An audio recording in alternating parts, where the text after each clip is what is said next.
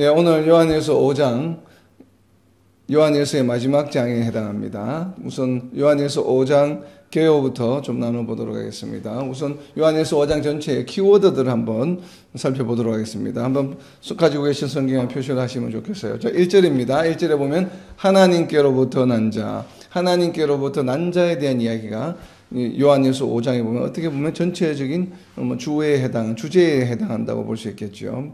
그리고 2절에 보게 되면 하나님의 자녀를 사랑한다. 그리고 또 3절에 보게 되면 하나님을 사랑하는 것. 그리고 4절에는 세상을 이기는 승리, 그리고 믿음이라고 하는 키워드. 지금 이야기하고 있는 2절, 3절, 4절 내용이 전부가 다 1절에 있는 하나님께로부터 난 자와 연관이 있는 내용들이죠. 자, 그리고 이제 5절에 보게 되면 저희가 좀 이해하기가 쉽지 않은 내용들이 나옵니다. 5, 6, 7, 8절이. 자, 5절에는 물과 피가 좀 키워드이고, 그리고 6절과 7절에는 정은하는 이가 셋이다 할 때 정은하는 이, 그리고 8절에는 세선 합하여 하나다라고 하는 표현이 있습니다. 세선 합하여 하나다. 그리고 9절에 가게 되면 하나님의 정거. 지금 그러니까 5절부터 물과 피부터는 계속 이제 정거에 대한 이야기죠. 하나님의 정거 9절. 그리고 11절로 가서 11절에는 키워드가 영생입니다. 영생. 그리고 12절에 가게 되면 아들이 있는 자. 그리고 13절 알게 하려 함. 그리고 14절에는 담대함입니다. 담대함. 그리고 16절로 갑니다. 16절에 가면 사망에 이르지 아니하는 죄. 죄가 있는데 사망에 이르는 죄가 있고 사망에 이르지 않는 죄가 있습니다. 거기에 대해서 간단하게 언급을 하고 있습니다. 그리고 18절에 가게 되면 하나님께로부터 나신 자. 그러니까 1절에 나와 있는 하나님께로부터 난 자와 유사한 개념이죠. 18절에는 하나님께로부터 나신 자, 19절은 아는 것은, 자, 안다고 하는 것이 중요한 키워드입니다. 19절에 아는 것은. 그리고 마지막 9절 21절에 자신을 지켜. 우리가 이제 성도들에게 하는 마지막 당부의 말씀 중에 키워드죠. 자신을 지키라고 하는 요한사도의 당부의 말씀입니다. 그래서 자신을 지켜. 자, 이렇게 다시 한번 1절부터 21절까지 키워드들을 제가 다시 한번 쭉 불러드릴 때에 가장 중요하다고 생각되는 키워드가 무엇인지, 5장을 대표할 수 있는 키워드가 과연 하나로 꼽는다면 무엇일까 한번 생각해 보시기 바랍니다. 자, 하나님께로부터 난 자, 하나님의 자녀를 하나님을 사랑하는 것, 세상을 이기는 승리, 믿음, 물과 피, 정은하는 이, 세선 합하여 하나, 하나님의 정거, 영생, 아들이 있는 자, 알게 하려 함, 담대함, 사망에 이르지 아니하는 죄, 하나님께로부터 나신 자, 아는 것은 자신을 지켜. 자, 저는 이제 1절에 나와 있는 하나님께로부터 난 자를 5장을 대표하는 키워드로, 팀워드로 이제 뽑았습니다. 왜 그런가 하면 전체적인 내용이 하나님께로부터 난 자는 어떠해야 하는지, 어떻게 할 수밖에 없는지에 관한 내용이 계속 이어지기 때문에 그렇습니다. 그래서 이를 바탕으로, 키워드를 바탕으로 5장의 제목을 이렇게 붙여보았습니다. 5장의 제목입니다. 하나님께로부터 나서 영생을 소유한 자로서 하나님의 자녀를 사랑함으로 담대하게 응답받는 삶을 살아라 라고 하는 당부의 말씀, 메시지로 보여집니다. 다시 한번 읽습니다. 5장 제목입니다. 하나님께로부터 나서 영생을 소유한 자로서 하나님의 자녀를 사랑함으로 담대하게 응답받는 삶을 살아라 라고 하는 것입니다. 자, 네 개의 키워드죠. 하나님께로부터 났다고 하는 것, 하나님께로부터 났기 때문에 영생을 소유하게 되었다고 하는 것. 그래서 영생을 소유한 자로서 해야 될 일이 무엇인가 하면 하나님의 자녀를 사랑하는 것이에요. 그래서 하나님의 자녀를 사랑하게 되면 얻어지는 결과가 무엇인가 하면 나중에 하나님과 예수님 앞에 섰을 때 담대할 수 있다고 하는 이 네 가지의 키워드입니다. 그래서 담대하게 나중에 응답받는, 그리고 우리가 영원한 생명을 누리게 되는 그런 삶을 이 땅에서 살아라라고 하는 것이 바로 이 요한일서 5장의 주된 주제로 보여집니다. 다시 한번 5장의 제목입니다. 하나님께로부터 나서 영생을 소유한 자로서 하나님의 자녀를 사랑함으로 담대하게 응답받는 삶을 살아라라고 하는 것입니다. 자, 이제 1절부터 한번 오늘 말씀을 나눠보려고 합니다. 1절부터 우선 8절까지 오늘 말씀을 나누려고 합니다. 방금 나눈 키워드, 팀워드처럼 1절부터 8절까지의 제목은 하나님께로부터 난 자라고 제가 제목을 붙였습니다. 자, 1절입니다. 예수께서 그리스도이심을 믿는 자마다 하나님께로부터 난 자니 또한 낳으신 이를 사랑하는 자마다 그에게서 난 자를 사랑하느니라. 아멘. 자, 하나님께로부터 난 자의 의미는 본문 말씀에 설명이 되어 있죠. 하나님께로부터 난 자는 어떤 자입니까? 하나님께로부터 난 자는 첫 번째 나와 있죠. 예수께서 그리스도이심을 믿는 자들이에요. 자, 예수께서 그리스도이심을 믿는다라고 하니까 우리 잘 마음에 안 와닿아요. 가슴에. 그렇죠? 근데 우리가 그리스도라고 하는 것은 이제 어떻게 보면 헬라어 발음을 그대로 이제 이렇게 좀 유사하게 표현한 것이죠. 이것을 우리가 이제 잘 알고 있는 다른 개념으로 하면 그리스도는 뜻은 무엇입니까? 메시아이시죠. 그렇기 때문에 예수께서 메시아이심을 믿는 자마다 하나님께로부터 난 자다 이 말이에요. 그러니까 하나님께로부터 난 자는 어떤 사람들입니까? 예수님이 메시아이심을 믿는 자들이에요. 그런 예수님이 메시아이심을 우리의 구원자, 메시아가 바로 무엇인가 하면 우리를 구원하여 주시는 분이 메시아예요. 메시아의 개념은 기본적으로 구약에서 예언된 메시아는 누구인가 하면 하나님께서 이 땅에 메시아를 보내주시는데 메시아를 보내주시는 목적이 무엇인가 하면 우리를 구원해 주시기 위해서 메시아를 보내시는 것이에요. 그렇게 다르게 표현하면 구원자예요. 구원자이기 때문에 헬라어로서는 크라이스트가 된 거예요. 그래서 이제 크리스투스, 그래서 그리스도라고 지금 번역이 되어 있는 것입니다. 그래서 메시아가 곧 구원자시죠. 그래서 예수께서 메시아이심을 믿는 자들은 바로 어떤 자들인가 하면 하나님께로부터 난 자예요. 더 이상 사탄 마귀 사망의 그룹에 속한 자들이 아니고 하나님께로 그 신분이 그 소속이 바뀐 자들이에요. 그래서 하나님께로부터 난 자다 이렇게 이제 이야기하는 것이죠. 그런데 이렇게 하나님께로부터 난 자들은 무엇을 하는가 하면 우리가 누구에게로부터 났다고요? 하나님께로부터 났어요. 그렇기 때문에 우리를 낳아주신 하나님을 우리는 어떻게 한다고요? 사랑할 수밖에 없는 것이에요. 그래서 본문에 또한 나으시니에 동그라미를 쳐서 앞에 나으시니 하나님께로부터 난 자 할 때 나으시니가 누구예요? 바로 하나님이시죠. 그래서 앞에 나와 있는 하나님에다 화살표로 좀 연결해 놓으세요. 그러니까 하나님께로부터 난 자인데 그 또한 나으시니가 누구인가? 하나님을 사랑할 수밖에 없죠. 그래서 우리가 하나님으로부터 났기 때문에 하나님을 사랑하는 것이에요. 너무나 당연한 것이에요. 그런데 하나님을 사랑한다고 하는 것은 또 어떤 의미인가 하면 또 설명하고 있죠. 그에게서 난 자, 그는 누구입니까? 하나님이죠. 그래서 하나님을 사랑하는 자마다 하나님으로부터 난 자를 사랑하느니라 하는 것이에요. 자, 우리 자신은 하나님께로서 났죠. 왜냐하면 예수님이 그리스도이심을 믿는 자들이기 때문에. 그런데 하나님으로부터 난 자가 우리 한 사람이 나 자신뿐만이 아니라고 하는 것이에요. 너무나도 많죠. 그러니까 그 하나님으로부터 난 자는 무수히 많습니다.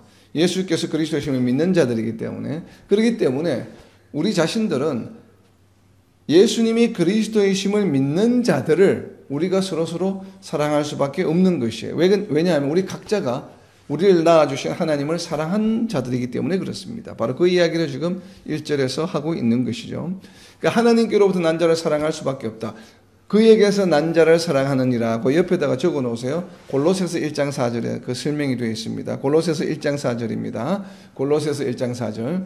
이는 그리스도 예수 안에 너희의 믿음과 모든 성도에 대한 사랑을 들었으며 이 초대교회에서 골로새 교회에서 하나님으로부터 난 자들이 서로 사랑하는 것이 실천되고 있음을 우리가 알 수 있죠. 그래서 모든 성도에 대한 사랑이에요. 그렇죠? 모든 성도들은 누구입니까? 하나님께로부터 난 자들이기 때문에. 그래서 바울 사도가 골로새 교인들에게 보내는 서신서의 첫머리의 인사말이 이는 그리스도 예수 안에서, 즉 메시아이신 예수 안에서 예수님이 그리스도이심을 믿는 자들 안에서 너희의 믿음과 모든 하나님께로부터 난 자들에 대한 사랑을 들었다. 그러니까 그야말로 요한일서 5장 1절에서 이야기하고 있는 예수님이 그리스도이심을 믿고 하나님께로부터 났고 하나님께로부터 난 자들은 하나님을 사랑할 수밖에 없고 하나님을 사랑하는 자들은 그에게서 난 자를 사랑한다고 하는 이 말씀을 그대로 교회 공동체에서 실천이 되고 있는 교회가 바로 골로새 교회였음을 알 수가 있습니다. 그래서 성도에 대한 사랑을 들었으며 왜 그런가 하면 초대교회는 왜 이것이 잘 실천이 되어 있냐면 골로새 교회뿐만 아니라 데살로니가 교회도 마찬가지예요. 그래서 그 옆에다 적어놓으세요. 데살로니가전서 1장 3절이에요. 그래서 초대교회 당시에는 바울 사도가 복음을 전하는 이 시대 때는 그 당시에는 하나님을 사랑하는 자들은 성도들을 하나님으로 난 자들을 서로 사랑했습니다. 이것이 그냥 교회 구성원이라고 교회를 나가는 교회 공동체에 소속된 성도들이라고 한다면 너무나도 당연한 것으로 여겨졌습니다. 그것을 이제 알 수 있는 것이 바로 데살로니가전서 1장 3절이에요. 왜 그런가 하면 이러한 모습들이 바로 성도의 표징이 되었어요. 성도의 상징처럼 되었대요. 저렇게 서로를 사랑하는 사람들을 보면 저 사람들은 교인들이구나, 성도들이구나, 크리스찬들이구나 해서 안디옥 교회에서 그렇게 크리스찬들이라고 이름이 불리기 시작한 것이거든요. 그렇기 때문에 바로 그러한 모습을 데살로니가전서 1장 3절에서 설명하고 있습니다. 왜 그런가 하면 너희의 믿음의 역사와 믿음은 무엇에 대한 믿음입니까? 예수님이 그리스도이심을 믿는 믿음이에요. 믿음의 역사, 믿음이 하는 일을 말합니다. 역사는 work죠. 믿음의 역사와 사랑의 수고. 그러니까 믿음의 역사가 있으니까 이어지는 것이 무엇이에요? 사랑의 수고예요. 사랑의 수고와 우리 주 예수 그리스도에 대한 무엇이 있습니까? 소망의 인내를 우리 하나님 아버지 앞에서 끊임없이 기억하미니. 아멘. 세 가지가 있죠. 무엇입니까? 믿음, 사랑, 소망이에요. 고린도전서 11장에 되는 내용이죠. 믿음, 사랑, 소망. 그죠? 믿음과 소망과 사랑 중에 어떤 사랑이 어떤이라고 이야기한 그 성경 구절에 있는 것처럼 성도의 표징이었어요. 성도라고 한다면 세 가지가 나타나요. 세 가지 특징이 무엇인가? 믿음이 있고 사랑이 있고 소망을 가진 자들이에요. 그러니까 믿음, 사랑, 소망. 이 세 가지는 성도라면 누구나가 다 가져야 할 세 가지의 덕목이에요. 그래서 믿음의 역사와 사랑의 수고와 우리 주 예수 그리스도에 대한 소망의 인내를 우리 하나님 아버지 앞에서 끊임없이 기억하미니. 그러니까 모든 성도라면 이것을 다 이룬다고 하는 것이죠. 자, 그래서 이제 뒤로 넘기셔서 데살로니가전서 5장 8절입니다. 데살로니가전서 5장 8절 말씀. 우리는 낮에 속하였으니 정신을 차리고 믿음과 사랑의 호신경을 붙이고 구원의 소망의 투구를 쓰자. 아멘. 여기도 역시나 세 가지가 나오죠. 믿음과 사랑 그리고 소망이에요. 믿음과 사랑의 호심경을 붙이고, 호심경이라고 하면 가슴에 이렇게 붙이는 것이죠. 가슴에 붙이는 것이 뭐예요? 가슴팍에 이렇게 붙이는 것이 뭐예요? 우리가 운동선수들 보면 가슴팍에 이렇게 이름을 붙이는 경우가 있죠. 번호나. 그것이 바로 무엇인가 하면 호심경을 붙인다고 하는 것이 아이덴티피케이션이에요. 나의 정체성을 나타내는 것이죠. 성도의 정체성이 뭐라는 얘기입니까? 사랑이라고 하는 것이에요. 믿음이 있으면, 믿음은 정신적인 것이죠. 예수가 그리스도이시면, 예수님이 그리스도이심을 믿는 믿음을 가지게 되면 그 사람의 삶을 통해서 그 사람이 어떤 존재인지 아이덴티티가 세상 가운데 드러나는데 그것을 가슴팍에 붙이고 있는 것이에요. 그것이 바로 무엇입니까? 그것이 바로 사랑이라고 하는 것이에요. 그래서 데살로니가전서 5장 8절에서 그렇게 믿음과 사랑의 호신경을 붙이고, 그리고 머리에는 뭘 썼다? 머리에 우리가 왕관을 쓴 것처럼 머리에 뭘 썼다고 하는 그 머리에 무엇을 쓴 것은 무엇을 나타내는가 하면 그 사람의 지위를 나타내요. 그렇죠. 왕은 머리에 뭘 씁니까? 왕관을 쓰죠. 그런 것처럼 우리가 이제 예전에 사극을 보게 되면 이래 대궐에 입궁하는 한 사람들 머리를 쓰고 다니죠. 바로 그런 것처럼 머리에 뭐를 쓴다고 하는 것은 그 사람의 지위를 나타내요. 그 사람의 정체성과 연관이 있는 것이죠. 구원의 소망의 투구를 쓰죠. 소망은 우리가 머리에 이고 있는 것이에요. 면류관으로. 왜냐하면 영원한 영생에 대한 소망을 가지고 있는 것이죠. 그래서 구원의 소망의 투구를 쓰자라고 하는 것처럼 믿음과 사랑과 소망은 성도의 세 가지 표징입니다. 정체성. 그것을 지금 요한일서 5장 1절에서 이야기하고 있는 것입니다. 자, 이어지는 5장 2절입니다. 우리가 하나님을 사랑하고, 이제 5장 1절에서 선언한 이 문장에 대해서 2절과 3절에서 하나씩 나눠서 설명하고 있는 것입니다.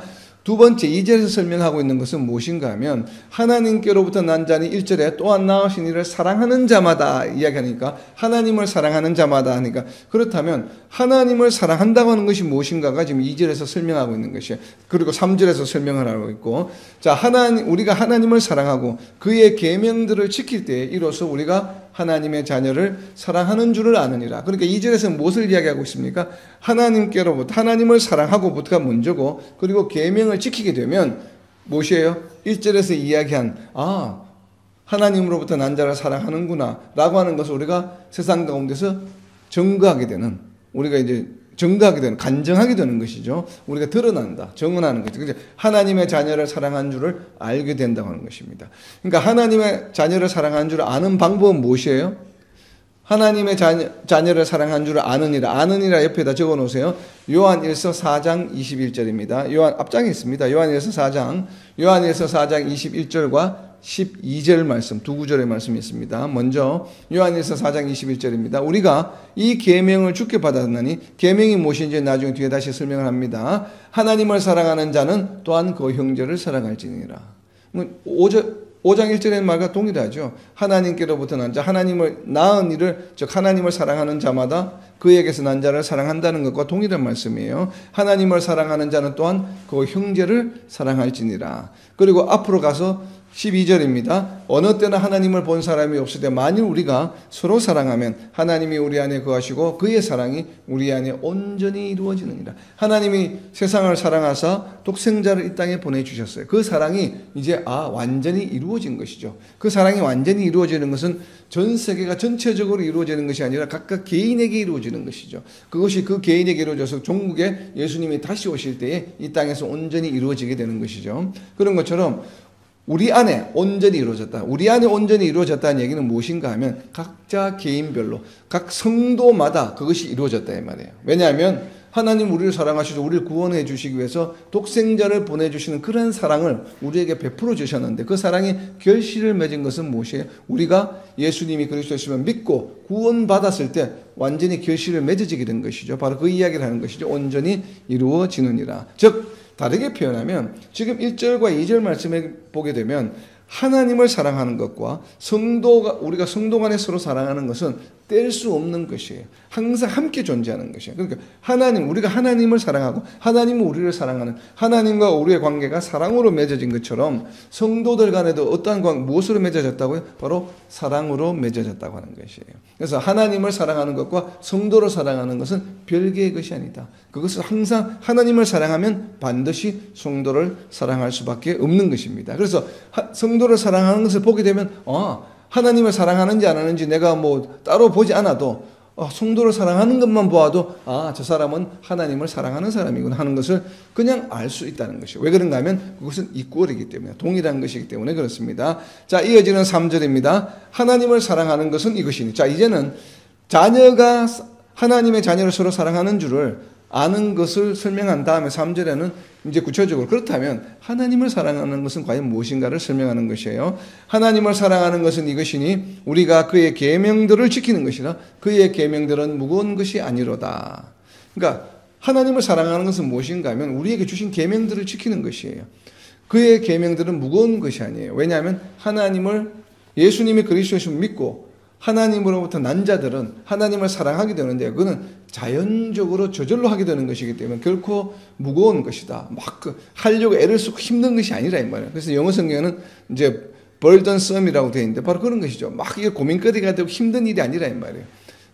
무거운 것이 아니로다. 4절입니다. 무릇 하나님께로부터 난 자마다 세상을 이기느니라. 세상을 이기는 승리는 이것이니 우리의 믿음이니라. 아멘. 자, 무거운 것이 아닌 이유가 바로 무엇이에요? 하나님께로 난 자는 이런 무거운 것, 서로 사랑하려고 하는 것, 계명을 지키려고 하는 것을 방해하는 것이 바로 무엇이에요? 사탄의 세상의 권세죠. 그래서 세상을 이기는 승리라고 하는 것은 바로 무엇인가 하면 바로 그런 것들. 그래서 하나님을 사랑한다고 하는 것은 그 하나님을 사랑하는 것은 옆에다 적어놓으세요. 요한일서 3장에 나와 있습니다. 하나님을 사랑하는 것이 무엇인지. 하나님을 사랑하는 것은 요한일서 3장 23절입니다. 3장 23절.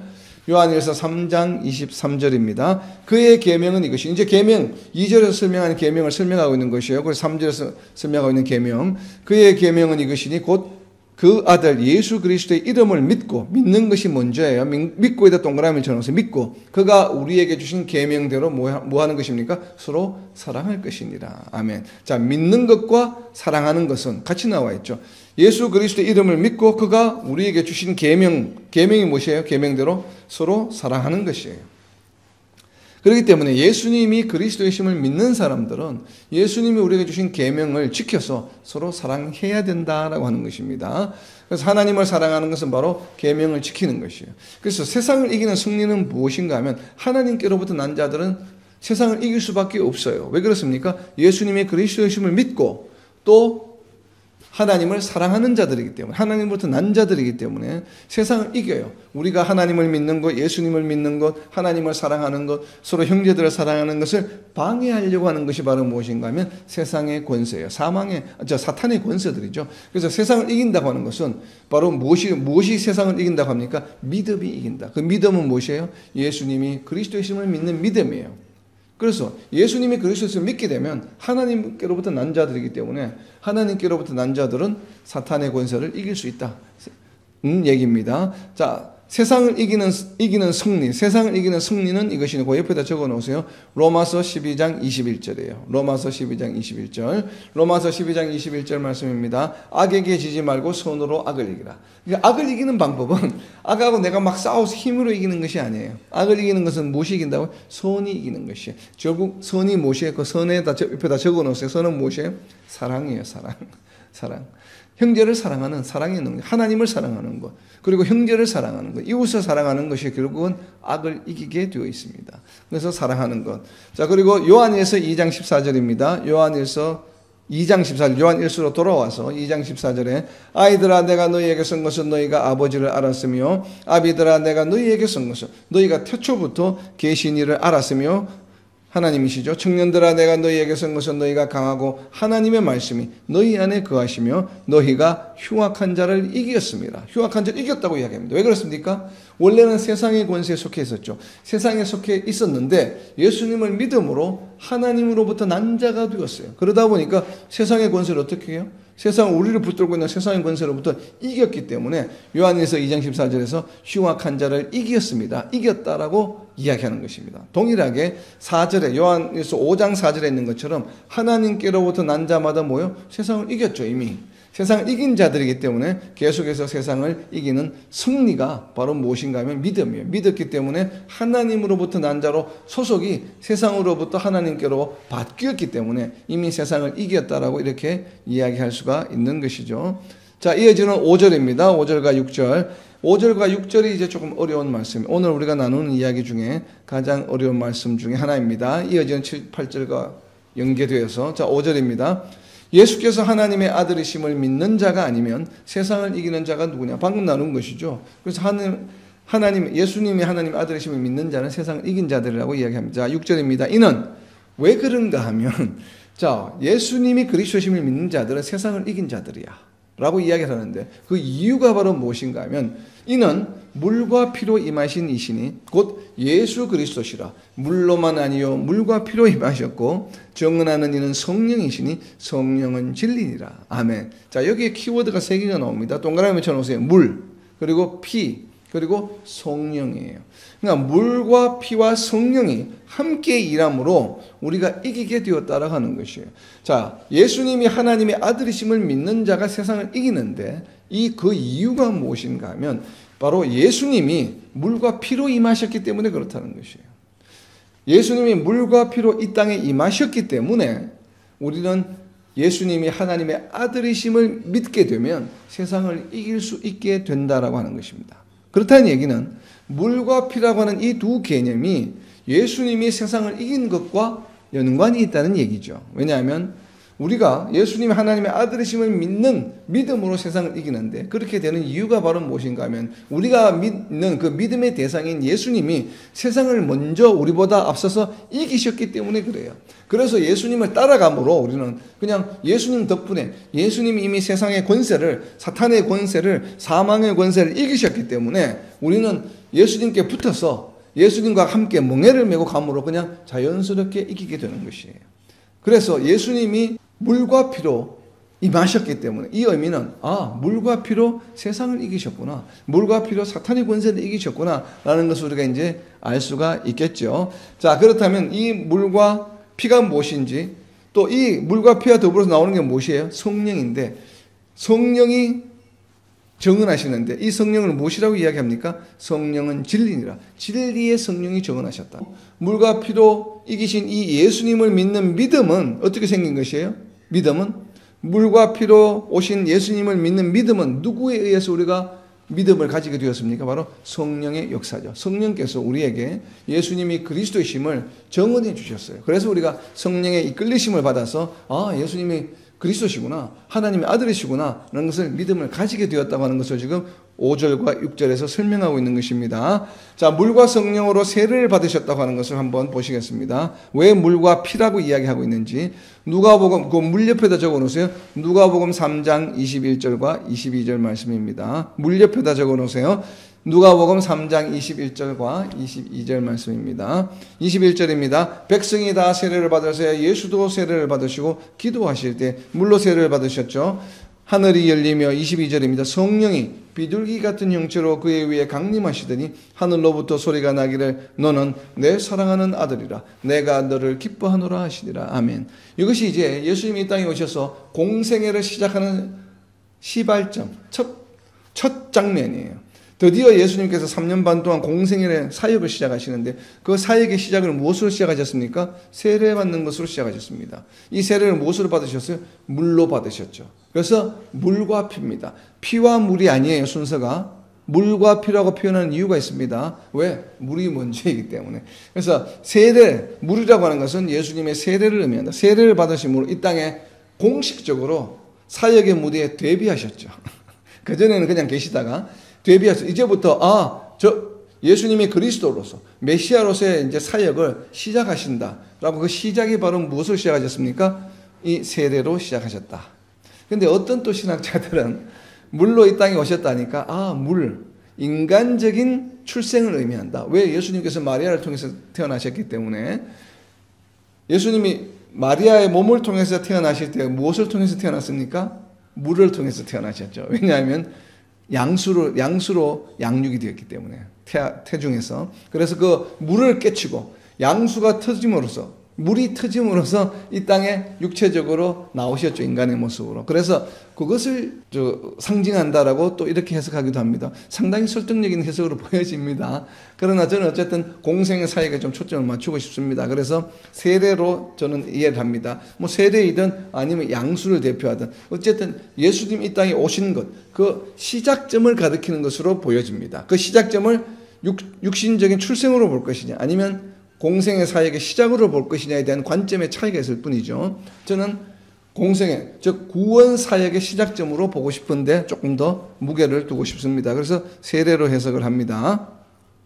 자, 그리고 이제 피에 관해서는 그 피에다가 좀 적어 놓으세요. 피.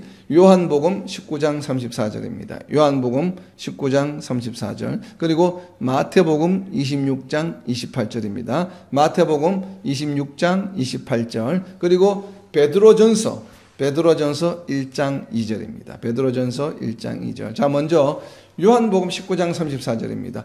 요한복음 19장 34절에 보게 되면 그중 한 군인이 창으로 옆구리를 찌르니 곧 피와 물이 나오더라. 자, 예수님이 십자가에서 죽으시는 마지막 장면이죠. 그래서 창으로 찌르니까 그 옆구리에서 피와 물이 나왔다고 하는 것이에요. 그래서 우리가 의학적으로는 이렇게 창으로 옆구리를 찌른다고 해서 사람이 죽었을 때 마지막 장면에 죽기 직전에 피와 물이 이렇게 바로 나오지 않는다고 합니다. 왜 그런가 하면 이 배가 있기 때문에 복중에 찌르게 되면 피가 먼저 거기에 고이고 나중에 이렇게 나온다고 그래요. 찌른다고 해서 피와 물이 나오지 않는다고 해요. 그래서 여기서 아마 상징적으로 표현한 것이다. 아니면 기적적으로 피와 물이 우리에게 보여주기 위해서 상징적으로 흘러나왔다. 자, 이렇게 이제 해석을 하시는 분들도 있습니다. 어찌되었든 지금 요한복음 19장 34절에 기록되어 있는 것처럼 피와 물이 나오더라 하니까 뭐예요? 지금 요한일서 5장 6절에 있는 것처럼 물과 피로 임하신 이시니 하고 물과 피가 다 있네. 그래서 그러면 십자가에 죽으시는 이 장면을 설명하는 것이다 라고 이렇게 해석하기도 합니다. 지금 요한에서 5장 6절을. 그래서 요한복음 19장 34절 예수님 십자가에서 마지막 죽으시는 이 장면을 그대로 인용을 해서 이는 물과 피로 임하신 이시니라고 해석한 것이 바로 십자가상에서의 죽으심을 의미하는 것이라고 해석하기도 합니다. 그런데 저는 거기에는 좀 동의가 잘 되지 않습니다. 왜냐하면 차이가 있죠. 요한복음 19장 34절과 요한에서 5장 6절에 있는 물과 피와 여기에 있는 피와 물은 무슨 차이가 있습니까? 차이가 있죠, 분명히. 무슨 차이가 있어요? 순서가 다르죠. 요한에서 5장 6절에서 물과 피라고 표현을 하고 있고 요한복음 19장 34절에 피와 물이 나오더라요. 그렇기 때문에 물론 이것은 뭐 어떻게 보면 조금 뭐 재미있는 뭐 그냥 유머스러운 이야기일 수도 있겠지만 저는 단어의 순수도 중요하다고 생각합니다. 우리가 비블리컬 디올로지, 성경 해석학에서는 단어의 순수도 굉장히 의미가 있습니다. 그렇기 때문에 피와 물이 나오더라라고 하는 것을 보았을 때 그냥 그 장면을 표현한 것이고 요한에서 5장 6절에서의 물과 피는 예수님의 십자가상의 마지막 죽으심을 장면을 의미하는데 거기에서 물과 피가 두 가지가 다 의미하는 것이 아니라 피 부분을 의미하는 것으로 저는 보여집니다. 왜 그런가 하면 왜 제가 이렇게 해석을 하는가 하면 마태복음 26장 28절 내용 때문에 그렇습니다. 자, 마태복음 26장 28절입니다. 예수님께서는 자신의 피를 우리를 구원해 주시는 구원 사역과 연관을 지으셔서 설명해 주셨기 때문에 그래요. 이미. 그런데 이 설명을 누가 들었냐 하면 요한 사도가 이미 들었습니다. 마지막 만찬 때. 바로 그 장면입니다. 마태복음 26장 28절입니다. 이것은 바로 이제 포도주를 말씀하시는 것이, 이것은 죄 사함을 얻게 하려고. 죄 사함이 무엇이에요? 구원 사역과 연관이 있죠. 죄 사함을 얻게 하려고 많은 사람을 위하여 흘리는 바 나의 피, 곧 무엇이라고요? 언약의 피니라. 그래서 여기에서 말하는 요한일서 5장 6절에서 이야기하는 물과 피에서, 이 피는 언약의 피로 저는 해석을 하고 싶습니다. 왜 이렇게 해석을 하는가 하면 베드로전서 1장 2절 때문에 그렇습니다. 베드로전서 1장 2절에서 명확하게 예수님의 피가 언약의 피, 구원과 연관이 있음을 설명하고 있기 때문에 그렇습니다. 베드로전서 1장 2절입니다. 곧 하나님 아버지의 미리 아심을 따라 성령이 거룩하게 하심으로 순종함과 예수 그리스도의 핏부림을 얻기 위하여 택하심을 받은 자들에게 편지하노니 은혜와 평강이 너희에게 더 많을지어다. 아멘. 성도가 누굽니까? 성도의 정체성. 성도의 정체성을 설명하고 있죠. 예수 그리스도의 핏부림을 얻기 위하여 택하심을 받은 자들. 자, 택하심을 받은 자들에다 써놓으세요. 누구인가 하면 성도들이에요. 성도들. 자, 성도들이 어떤 자들이라고요? 여러분은, 저와 여러분은 어떤 자들입니까? 예수 그리스도의 핏부림을 받은 자들이에요. 예수 그리스도의 핏부림을 얻기 위하여 우리가 어때요? 창세전부터 택하심을 받은 자들이에요. 그래서 성도들은 어떤 자들입니까? 예수 그리스도의 핏부림을 받은 자들이에요. 그렇기 때문에 요한에서 5장 6절에서 이야기하고 있는 피라고 하는, 뒤에 나와 있는 피는 바로 무엇인가 하면 언약의 피죠. 십자가상에서 흘린 피, 우리의 죄사함을 위한 피, 바로 예수님의 사역의 마지막 장면을 이야기하는 것이죠. 그리고 물은 무엇을 의미합니까? 예수님의 공생의 사역의 무엇이라고 제가 말씀을 드렸죠? 세례는 시작점이에요. 그리고 피는 무엇이에요? 십자가상에서 죽으시면 공생의 사역의 마지막이에요. 그렇기 때문에 결국 무엇이에요? 예수님이 이 땅에 오셨다고 하는 것은, 예수님이 이 땅에 오신 이유가 무엇이에요? 그냥 어린 나이에 살기 위해서 오신 게 아니죠. 예수님이 이 땅에 오신 이유는 바로 우리의 구원을 위해서 오신 것이에요. 공생의 사역을 위해서 이 땅에 오신 것이에요. 그래서 예수님이 이 땅에 오셨다고 하는 이 표현은 3년 반 동안의 공생의 사역, 이 사역을 하시기 위해서 이 땅에 오신 것이 그 목적이에요. 그렇기 때문에 예수님이 오셨다고 하는 것은 어떻게? 예수님이 공생의 사역의 시작을 상징하는 물과 예수님의 공생의 사역의 마지막을 상징하는 피. 그래서 물과 피로 임하신, 이 땅에 오셔서 공생의 사역을 하셨다. 결국 거기서 이는 물과 피로 임하신 이시니 할 때 임하신 옆에도 좀 적어 놓으세요. 임하신은 무엇이에요? 공생의 사역. 즉 물과 피로 공생의 사역을 하신 곧 예수 그리스도로, 물로만 아니요 물과 피로 임하셨고 세례도 필요하고 우리가 예수님의 믿음으로 구원사역 임하셨고 정언하는 이는 성령이시니 성령은 진리니라. 바로 이 모든 예수님의 공생의 사역을 정언하시는 이가 누구시라고요? 성령이시죠. 왜? 성령께서 공생의 사역 기간 동안에 함께 하셨죠. 예수님과 함께 하시기 때문에 바로 그렇게 이야기하는 것입니다. 자, 이제 오늘 마지막 파트입니다. 7절과 8절입니다. 7절입니다. 정언하는 이가 셋이니. 그래서 정언하는 이가 셋이에요. 정언하는 이가 셋인데 이 셋이 바로 무엇이라고 이야기합니까? 방금 우리가 5절과 6절에서는 앞에서 이야기한 성령과 물과 피라. 또한 이 셋은 합하여 하나이니라. 하나죠. 왜? 하나 옆에다 적어 놓으세요. 예수 그리스도. 성령과 물과 피가 또한 이 셋은 합하여 하나이다. 근데 하나는 무엇을 의미해요? 바로 예수님의 구원 사역을 말해요. 근데 여기서 왜 굳이 요한 사도는 셋이라고 하는 것을 강조할까? 이것은 유대 문화의 영향을 받은 것입니다. 자, 그 옆에다 셋 옆에다 적어 놓으세요. 요한복음 8장 17절과 18절. 요한 사도는 이러한 시각을 가지고 있어요. 이러한 관념을. 그것을 알 수 있는 것이 바로 요한복음에 나와 있습니다. 요한복음 8장 17절입니다. 너희 율법에도 두 사람의 정언이 참되다 기록되었으니.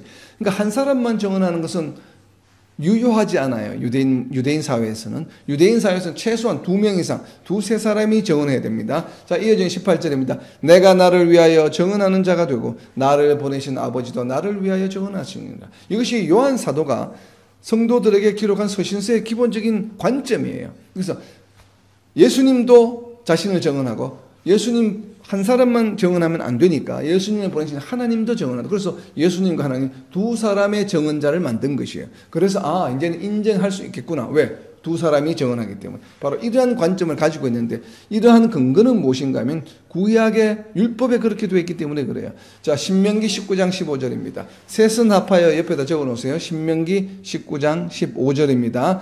사람의 모든 악에 관하여 또한 모든 죄에 관하여는 한 정인으로만 정할 것이 아니요 어떻게 합니까? 두 정인의 입으로나 또는 세 정인의 입으로 그 사건을 확정할 것이며.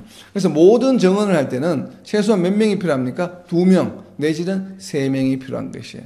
그래서 두세 사람이 정언해야만 참 진리구나, 이건 맞는 말이야 라고 서로가 인정하는 문화가 유대인 문화이기 때문에 지금 요한 사도가 7절과 8절에 정언하는 이가 셋이니, 셋은 바로 5절과 6절에서 얘기한 성령, 그 다음에 물, 예수님이 세례 받으실 때 하나님의 아들이라고 정언하신 것 하나, 그리고 피, 또 피를 흘리신 것, 바로 언약의 피, 예수 그리스도의 핏뿌림.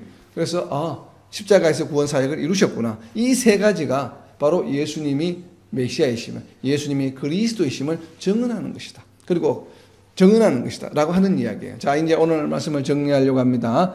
세상을 이기는 삶을 살자라고 하는 것이, 오늘 이야기하는 것처럼 예수님이 그리스도이심을 믿는 자들은 하나님께로부터 난 자들이고, 하나님께로부터 난 자들은 하나님을 사랑할 수밖에 없고, 하나님을 사랑하는 자들은 성도를 사랑할 수밖에 없어요. 그리고 하나님께로부터 난 자들은 또 어떤 자들인가 하면 세상을 이기는 사람들이에요. 왜? 이미 세상을 이겼기 때문에. 그리고 세상을 이기는 삶을 살아가는 것이죠.